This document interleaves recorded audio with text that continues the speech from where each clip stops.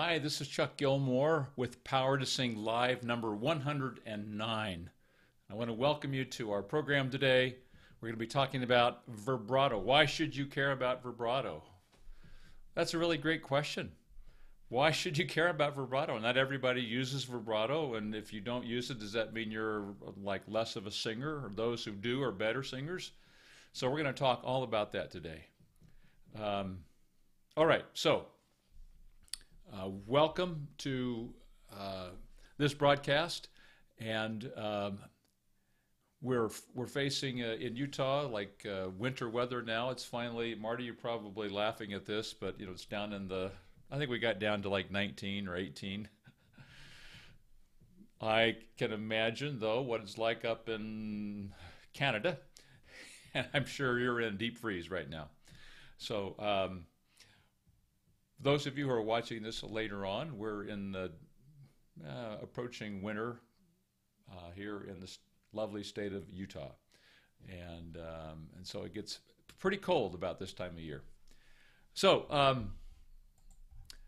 our topic today is the topic of vibrato is like the number 2 most watched topic out of 400 videos that I have.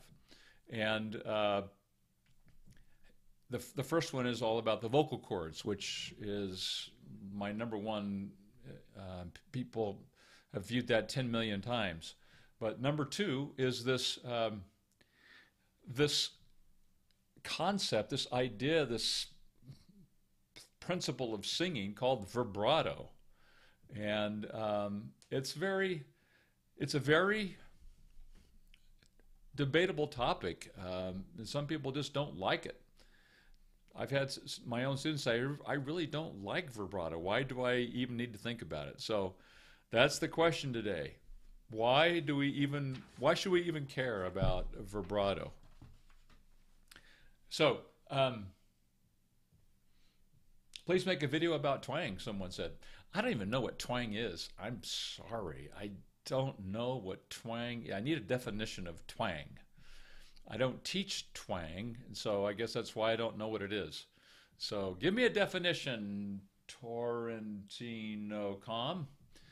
Give me a definition of twang for me. That would help me a little bit. Hey, Mike, nice to see you. Today we're going to be talking about how long does it take to, well, we're going to talk about why should you care about vibrato, and a couple of things we're going to mention inside that discussion is, well, let's talk a bit about what is vibrato in the first place. How long do you think it would take? And this question came to me today on YouTube, and so a lot of my conversations here are generated because of questions that are coming through this channel, YouTube channel, Power to Sing's YouTube channel. So the question was, how long will it take me to develop vibrato? 1 month, 2 months, And that's a really great question. Just asking the question is awesome. And then we'll talk a little bit about, I've got another little approach to developing vibrato that maybe you'll like. And we can talk about some other things too that come up in questions. So Mike, can you see me and hear me okay? That's the big question. I want to make sure that it's coming through loud and clear. I was 43 years old, 44 years old, and I had been told when I was 16 and taking my first singing lesson and singing lessons, and I studied voice for several years in high school, I was told by my teacher, who had her master's degree in vocal performance, was a wonderful opera singer, classical singer, and a well-known teacher in my area, that if I wasn't born with vibrato, I don't have it. And so from age 16 until age 43, I knew that I was one of those who at birth did not receive that little vibrato in the voice. And that's the way I sang with a straight tone all of my life. And thought that when I heard my friends around me in choir and in madrigals and in musical theater and everything, those who had vibrato, I thought, well, they're one of the lucky ones. They were born with vibrato. Well, I found out that my teacher didn't know what she didn't know. And she didn't know that, in fact, you can develop vibrato. So thanks, Mike. Thanks for letting me know. You can see me, hear me okay. The message, ladies and gentlemen on planet Earth, you don't have to be born with vibrato. If you have not developed a natural vibrato, just naturally, or being born with it, you can develop vibrato. So, what's vibrato? Maybe you don't even know what vibrato is. It sounds like this. Ah. It's that little wave in the voice, little pulse. And all my life, until I was age 40, probably closer to 44, I sang ah.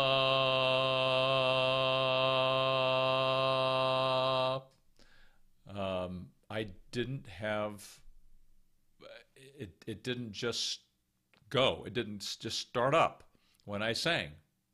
Whether I was singing low or high or whatever.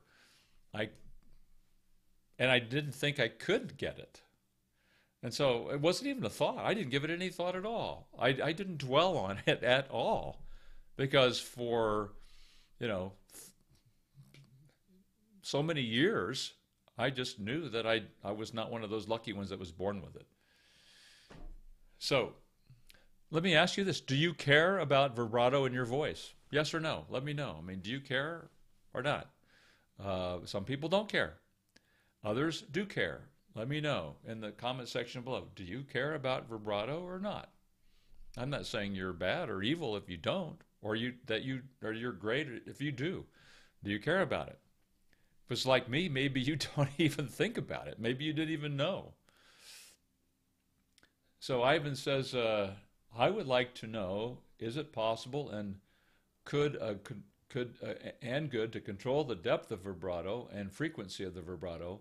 And is there a set depth and frequency to attain? Yes. And that's a great question. The number of cycles, that is, that's a cycle. The number of cycles per second recommended by my teachers has been 6 to 8 cycles per second. So I've never measured it in my own voice. So I don't exactly know where I fall in this cycle per second, but I can say that I'm quite sure that I don't go faster than that and I don't go slower than that. So if I said,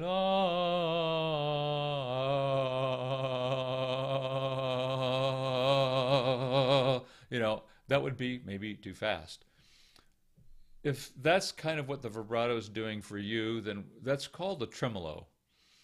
And if it slows way down,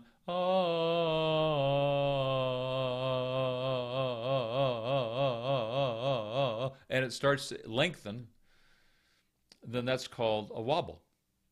So we don't want to wobble. We don't want a tremolo.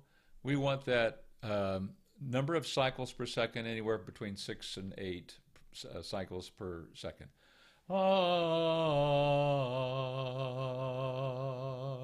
Now, as far as depth of cycle, I don't know exactly how to answer that other than to say that my teacher has explained to me that if this was the pitch, we wanted the vibrato to be spinning or cycling up here, above the pitch.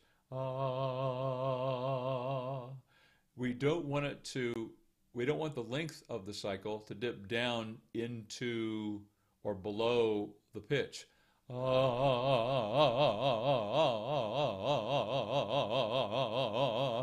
because that creates that wobble that I described.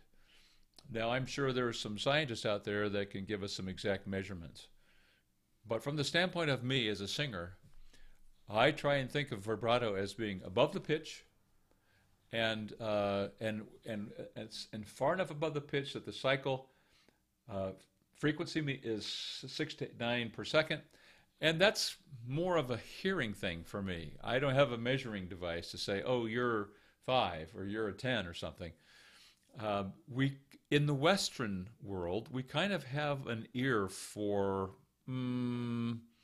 how fast or how slow vibrato is, and when is it like a little bit different, like awkwardly different to us.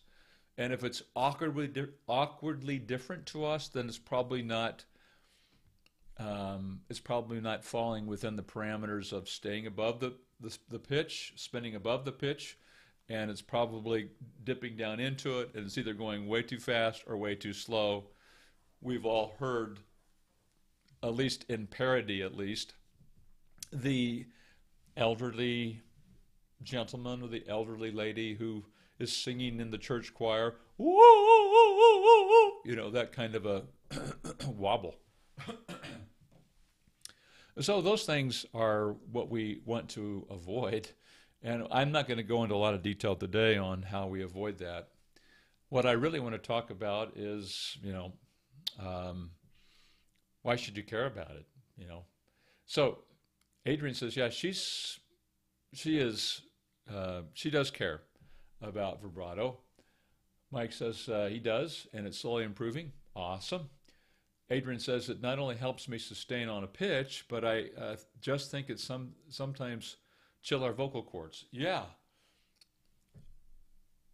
completely agree. And I think that's, let me just say right now, in answer to why should you care about vibrato, in conjunction with what Adrian said, that it is a healthy place for your vocal cords to be. It's a healthy part of singing. When you have no vibrato, usually means there's something imbalanced, that there's too much tension or too much air being sent through the vocal cords, and we clamp down on it.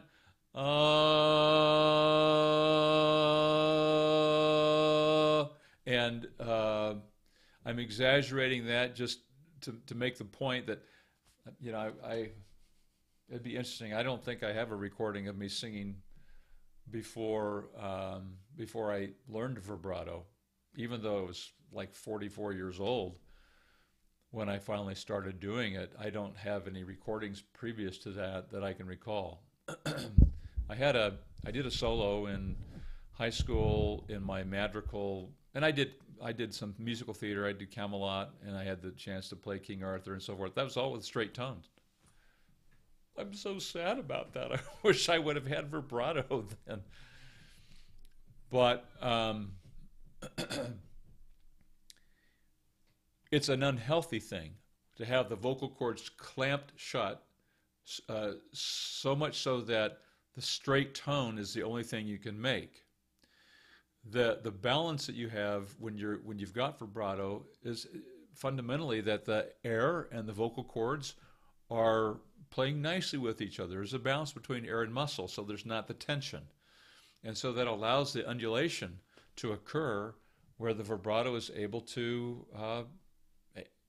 be manifest in your voice. And so it is a healthy place for your voice. Adrian's exactly right. It's a place for the cords to chill, so to speak. I like that. And it's a healthy condition. And so whether you know, sometimes you're told not to use vibrato. Like in the choir, a lot of choirs, the choir directors will say, cut the vibrato, please, because they've got somebody doing something over here and then somebody over here, and two people side by side that have different wavelengths going, or they're alternating at different times, and it could be a problem. Interestingly enough, I don't remember that conversation in my mini choir years, although Probably because I never sang when I was in high school and college. And I sang in the oratorio choir at Brigham Young University for 4 years, and I never remember the conversation, probably because I just checked out. I didn't have vibrato anyway. Okay. Siddiq says, I have a question.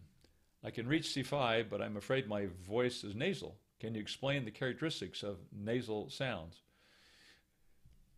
By the way, I can sing with vibrato. Awesome. Generally speaking, the nasal sound is caused by the larynx coming up. And so it's, it's when the tone itself is kind of channeled up into the nose itself. So sometimes if the tongue pulls up and the larynx come up, I can lift the roof of my or the back arch of the tongue up and touch the soft palate, and I can also feel the larynx coming up. So a lot of times it's associated with the rising larynx,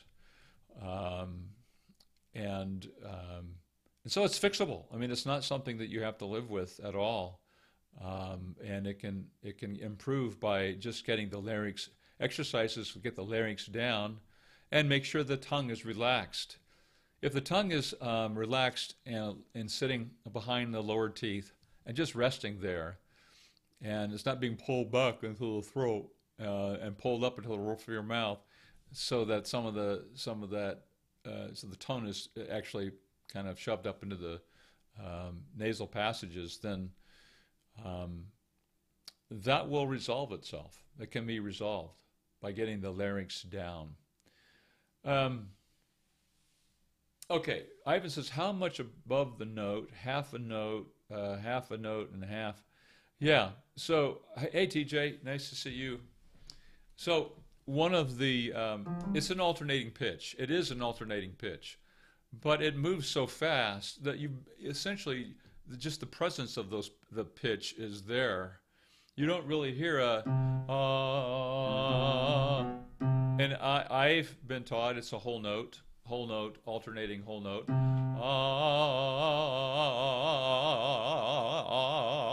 Now, it's a little bit different than trills that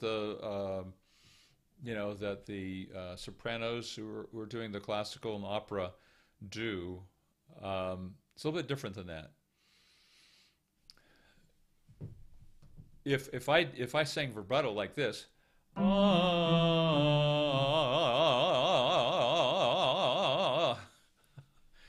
it doesn't work, does it?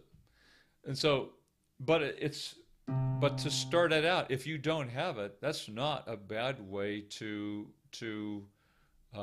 learn.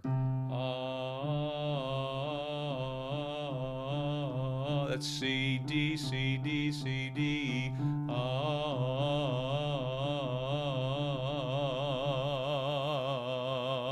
You can hear it finally settles down into this kind of a pulse feeling, this wave feeling, that it kind of loses the distinct definition of higher note, higher, lower, higher, lower, higher, lower, higher, lower. You kind of lose that. It becomes one feeling of this glide. Now, however, you are on a pitch, right? Because you've got to, if you're sustaining it on any note, you've got to be on the bottom note, I guess you could say. And so, if I were sustaining the middle C, and if this were the notes, and the note is here, but I'm sustaining it, hey,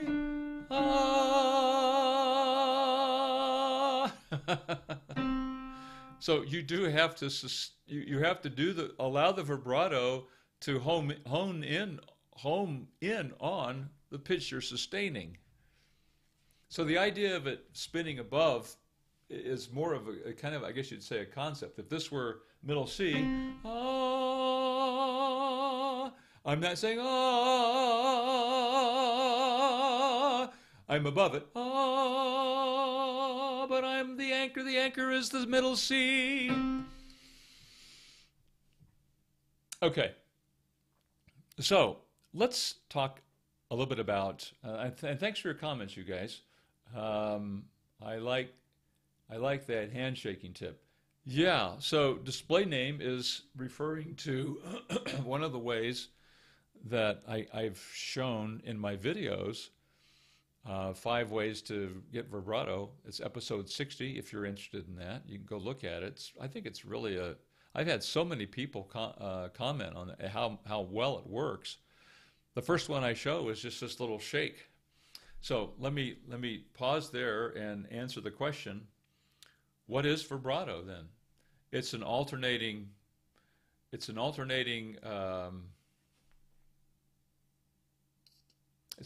pitches for sure that seem to at a certain speed blend into a bass pitch that leaves with it this sense of alternating, this sense of pulse, on off, on off, on off, on off, on off, on off, on off, on off, and so it's almost easier just to say this is vibrato,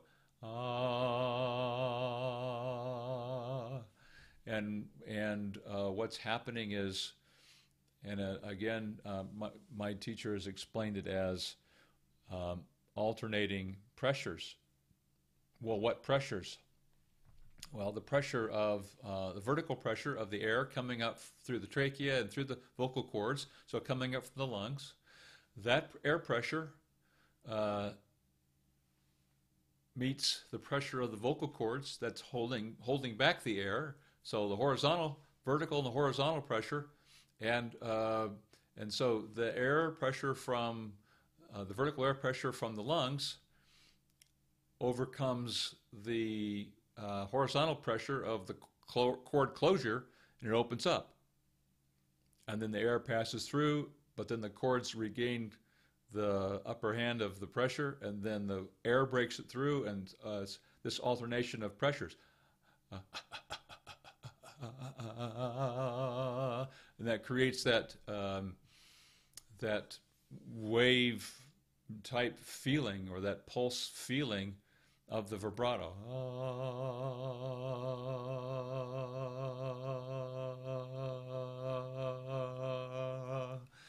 So I'm sure there's some more that we could find in the science about exactly what it is.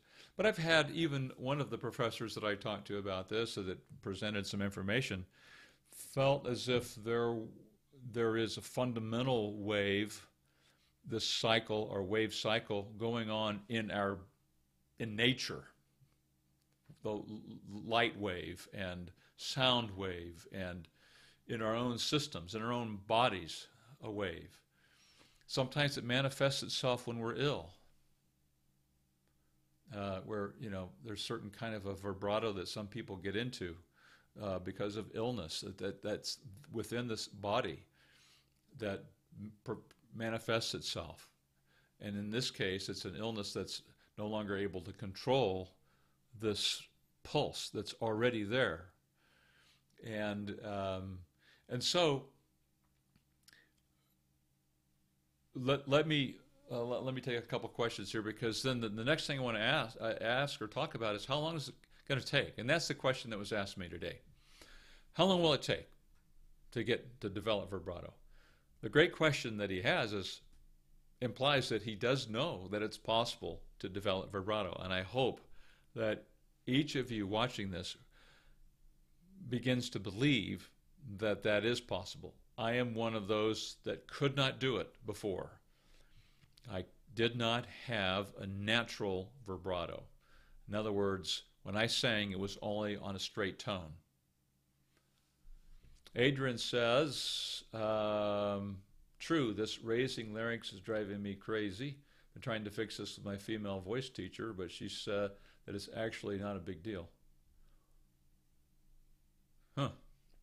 Jalen, hi, Jalen. Nice to have you here. Display name says, really, you're just alternating by like 20 cents or something. Yeah, it's not a big, it's not so large that you lose control, so to speak. Cool and interesting. Thanks. Ivan says, does the diaphragm participate in producing the vibrato? Great question. What's caught? Yes, in that it's helping supply airflow, but it's not a pump. It's not this. It's not being. It's not what is. It may help you get it started. It might help you start to feel that, but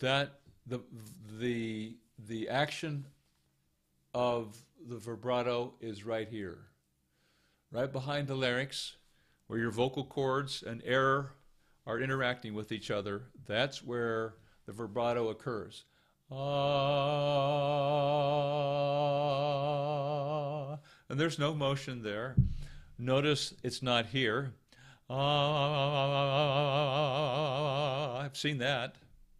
I saw it on TV just a few weeks ago. Older singer, older female singer, and I don't know, I'd have to go back and look at her singing when she was young, but and I think she's probably in her 70s at least, maybe older. And so I don't know if she was just using that to help because, of some age issue, or I don't know. But it's not there. It's not here. Now, some of these things we can use to help kickstart it, but that's not where we want it to stay. TJ says, I have an app on my Android that is called Tuner, which shows you what note you are singing plus a vibrato. Cool. So the app is called Tuner. It's an Android app. So thanks, TJ. That's cool. Nice to know that. Ivan, the other part of it is, yeah. So we're not grabbing it either with the neck muscles. It's all the airflow interacting with the vocal folds themselves. So,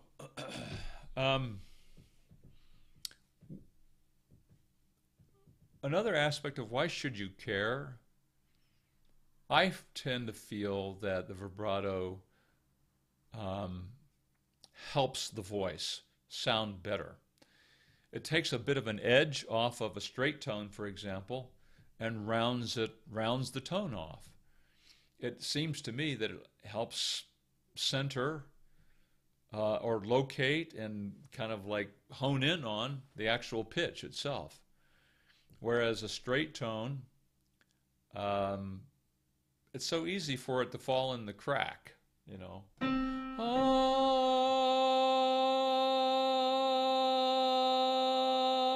So if I will, with the vibrato,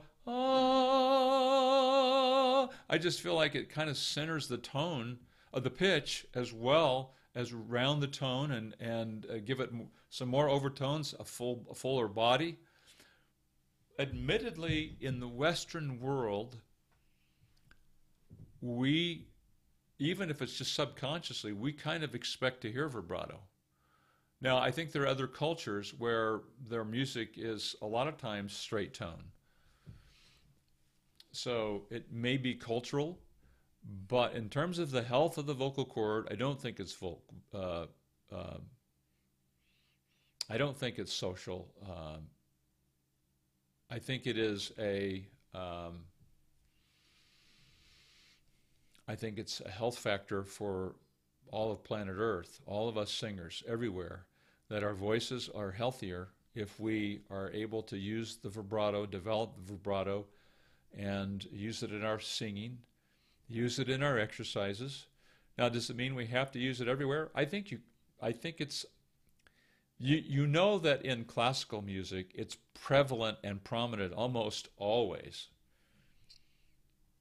It's not quite that way with pop or rock or other genres, but it's in and out. It's used in and out, and at the least we should be using vibrato as we sustain whole and half notes and so forth.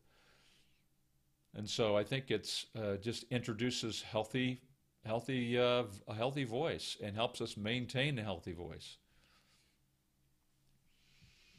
We may have music directors who say, and let's just say, I'm interested in musical theater. I have never had anyone tell me this, but I'm told that it has been done before where a music director will say, no vibrato, just hold that on a straight tone to like the last second, and then a little bit of vibrato kicks in. But that done night after night on song after song, and I think you can get yourself into trouble.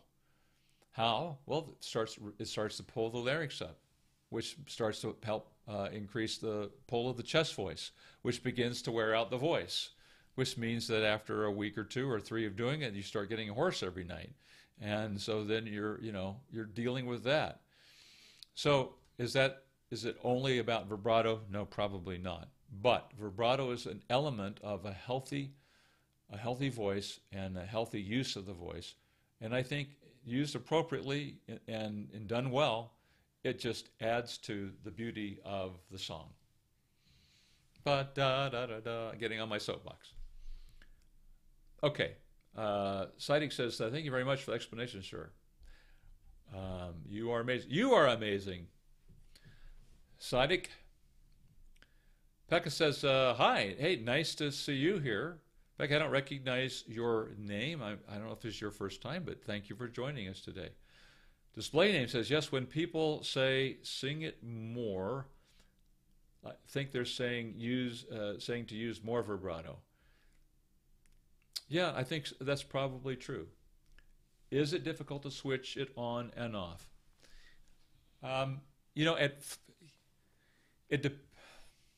With experience, it's not.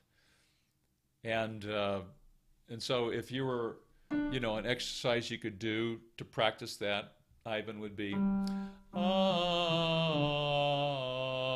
straight tone,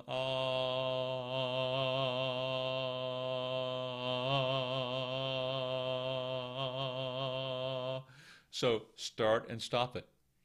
Just do that little exercise and practice that. And it automatically starts to give you a little bit more control. So how long will it take to develop? I find that it varies from student to student, and probably from about how much they practice, how muscled up they are in the first place, how much desire they have to develop the vibrato. So those things are all kind of wild cards that if we don't practice, if we're really muscled up, if we're not vigilant on it, if we may be lackadaisical or don't care, it's going to take you a long time. But if you can get the voice in balance so that there's not a lot of tension here, or you can eliminate that tension, the airflow and the vocal cords are working friendly together. You've got some friendly compression of air and muscle. And you can do some exercises to get it going. The vocal cords will begin, and the nervous system will begin to memorize the new feeling, this little feeling of vibrato. I believe it's known that there are neurons, or there are the nerve endings in the vocal folds themselves, and so they're capable of getting electronic signals from the brain and the nervous system and so forth. So they'll learn, and we can memorize the feeling of vibrato. So I've found that one of the biggest mistakes that people make when they're learning that kind of short circuits their learning is they'll say, let me see. It'd be she, and they stop. Why? Well, because they're feeling awkward about it. It's not working or something. She. You got to hold on to it long enough to kind of get things going here. She.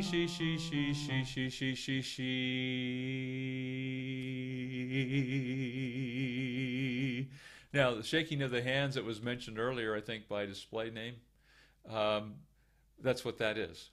Just a little bit of a shake. We have a street not far from my home, which takes us over to another city there, just next to us, adjacent to us. And when they built the street, it's got a little rise in each cement segment. And so you're going down the street, it's going, it's maddening. It drives me nuts. But the other day, my wife said, hey, this would be a good street to teach vibrato on. And I thought, she's exactly right. Now, vibrato isn't shaking the body. Vibrato isn't moving the jaw. It's not doing it, But what this little thing does,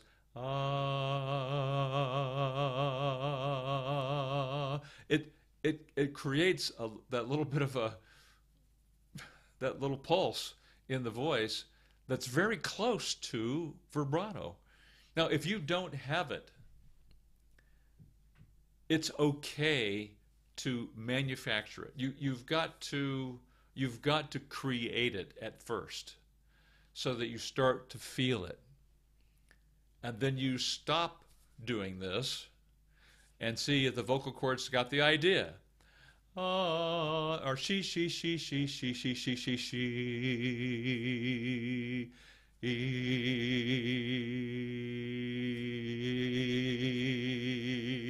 you want to give it a help and then stop and see if you can keep it going.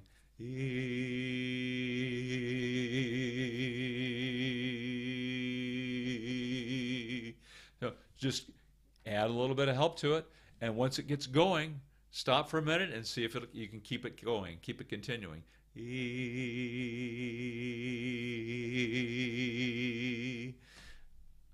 Okay? Because you're training the vocal cords. They'll get the idea. Those little things are smart. They will feel it, and it'll start to like kick into the system. Like I say, I think vibrato is a natural thing. I think there is a cycle. I think there are rhythms in the body itself. And the vocal cords will pick it up and take it and do it. Okay, so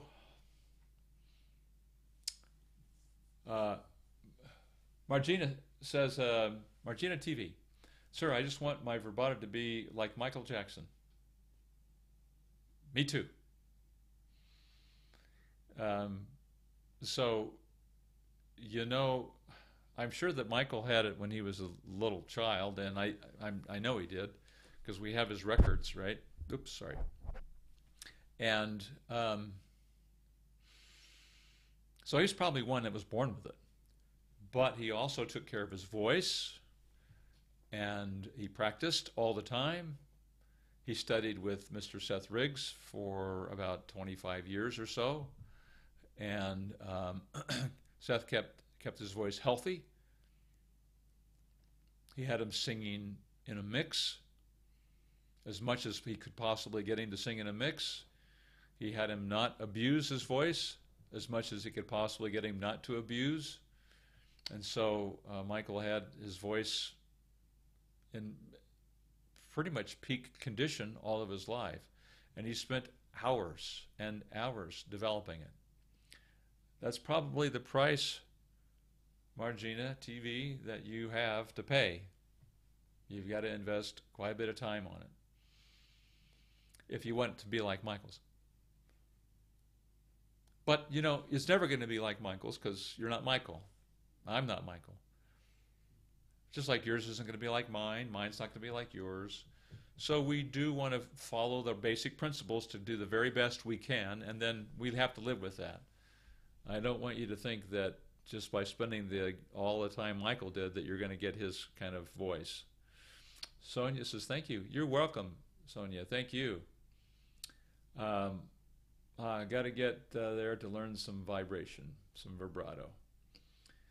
TJ, Timmy Joe says, I've heard straight tone sound good and I've heard vibrato sound not so good. What I don't like is when the singers manufacture vibrato for fear of not being considered good singers without it. Yeah, so TJ, I'm sure you're not saying don't try and learn it, because for those of us who didn't have it, that's what we have to live with for a while. We have to live with this idea of manufactured vibrato. And I'm sure when I first started, when like I was attending some group classes, group singing classes and things, people would say, "Oh, he's yeah, his vibrato is not ideal." But you just have to work on it that way. That's the only way you can do it for a while, is manufacture it. But you are right, and there's no reason for it to remain sounding like manufactured vibrato. It should graduate to sounding like vibrato that is, that's natural. And it does. It does. So if you don't have natural vibrato and you have to manufacture it for a while, it's okay. But eventually, with work and practice and time, it will sound as natural as if you were born with it. Because I think you were born with it. It was just inside there needing to be released. So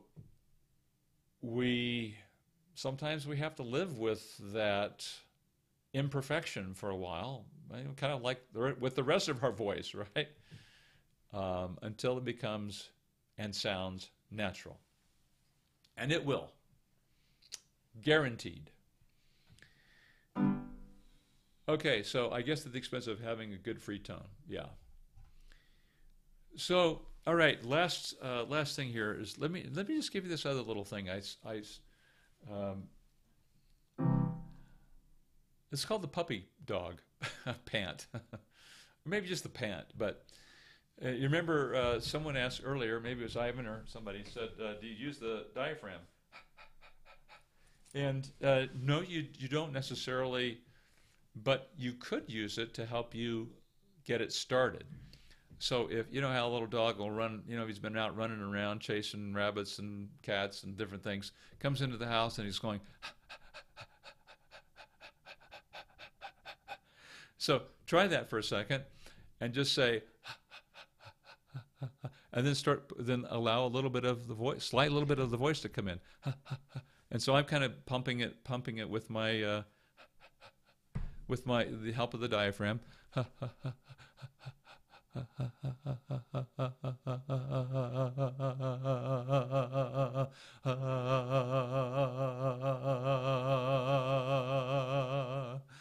I think there's something to that. You might give that a shot. Play with that. Okay, LaQuack, hey, nice to see you. Virginia says, actually, sir, I'm from Pakistan. And we have different singing style, different vocal exercises. Vocal teachers say that you can achieve any kind of voice if you practice a lot. Cool. Yeah, and so Martina TVs, you are one of the cultures that does have a different sound, different singing styles. And depending on, and I know the same thing in some of the native Indian songs and some of the other, some of the Chinese, the Japanese, early, historic native folk kinds of singing. It's very different for my ear. It's extremely different. And sometimes it involves a different kind of, I don't know if it's even called vibrato, where it's kind of a, it's I wouldn't term that vibrato, but it's certainly maybe related to like the Western culture's soprano doing a trill, where they're doing up on those high notes. So it's a wonderful culture too that you have, and some amazing music, and we want to allow that for every culture. We all have our different kind of cultural singing backgrounds and things that we grow up with and we hear, we love, we feel strongly about it. But in any case, we want to be able to, as singers, be able to have vibrato and use it when we want it, or turn it off momentarily if we don't. And so we're not limited in some way. We don't want to be limited by our voices. LaQuack says, how does the weekend and Bruno Mars sustains singing above F4 for a whole song. Well, I don't know about the weekend. Bruno Mars, I've heard sing. I think he's got a gift. I think he's a very high tenor, and much of the time, I think he's in a very healthy place vocally with a mix or head voice. And so I don't think Bruno Mars is abusing his voice, and that's how he can sustain that up there above the F4. So that's his sweet spot with his voice. My sweet spot's lower because I have a lower voice. His sweet spot's higher because he's got a higher voice. That's one reason. I wouldn't be able to do that. I could do it, but wouldn't be as good as he does, and it wouldn't sound, it would sound much different. So I think that's really the basic answer there, is that's where his sweet spot is in his voice, and so he can do that, and he's not abusing up there. He's not pulling up his chest for the most part. He may go wide once in a while and different things like that, but I think for the most part he's mixing in and into head voice. Adrian says, I suppose they just simply have, there you go. I should have read Adrian's comment right there. Also, what are the things I first need to do step by step to reach my head voice and my tenor potential?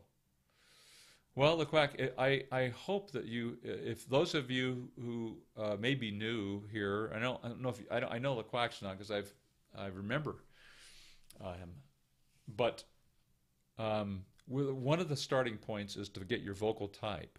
Your vocal type is not whether you're soprano, alto, tenor, or bass. It describes what you tend to do when you sing through E, F, F sharp if you're a male, or B above middle C, or A above middle C, B flat B, C, the high C above middle C for the ladies.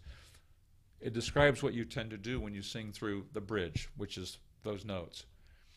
And so in the description down below this video, there is a PDF there that says get my vocal type, or get your vocal type. Just download the PDF. It'll take you to a vocal test. Take your vocal test. Find out what your vocal type is. Do you tend to pull chest or have a high larynx? The vocal test will tell you. Or do you tend to flip in the falsetto, or do you tend to go light and breathy, or do you mix? The vocal types, then there's links to videos about the vocal type, and it's links to videos about exercises for your vocal type, and links to free downloads for exercises for your vocal type. That will help you reach your bridge, go from chest into head voice, and that will help you it will help you not to reach speaking physically, but it will help you to reach speaking professionally, talent-wise, reach your potential as a singer, as a tenor, bass, alto, soprano, whatever your vocal classification is. It will help you reach and maximize your potential. So get your vocal type in the description below by just downloading that free PDF. It'll save you a lot of time. That's what that's designed for. Thanks, everybody. I'll let you know right now. I'm starting working on a course. I had about 95 people send me information about questions they had about vibrato.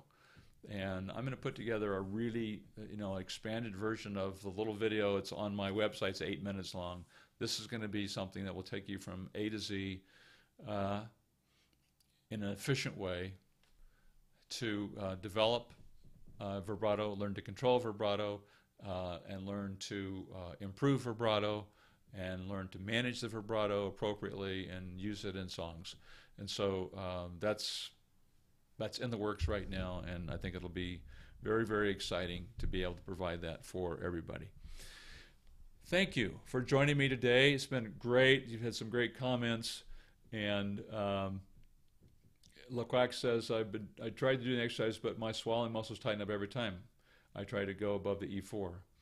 Yeah, so the Quack, try the flip falsetto exercises and really focus in on that dopey G. See if that would help you, okay? Thanks, everybody. I'm Chuck Gilmore with Power to Sing. I hope that today you've found some reasons why you should care about vibrato and know that in every way you can develop and use vibrato to maximize your singing and your singing voice. Thanks. Great to see you with us today. Thank you for being here. I'm Chuck Gilmore with Power to Sing. You can sing higher with beauty, confidence, and power. See you inside the next video. Thanks.